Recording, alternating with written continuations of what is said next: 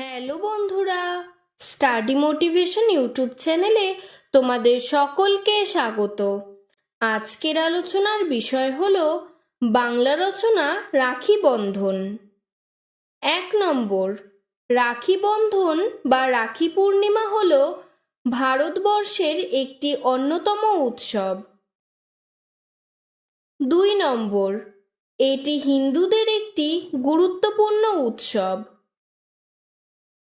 3 নম্বর, এই উৎসব শ্রাবণ মাসের পূর্ণিমায় অনুষ্ঠিত হয়।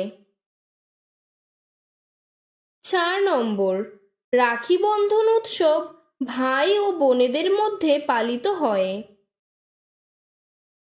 5 নম্বর, এই দিন বোন তার ভাইয়ের হাতে রাখি বাঁধে এবং তার জন্য শুভ কামনা করে। 6 নম্বর, ভাই বোনকে বিভিন্ন উপহার দেয় এবং তাকে রক্ষা করার দায়িত্ব গ্রহণ করে। 7 নম্বর, রাখি পূর্ণিমা হলো মিলন এবং ভালোবাসার উৎসব।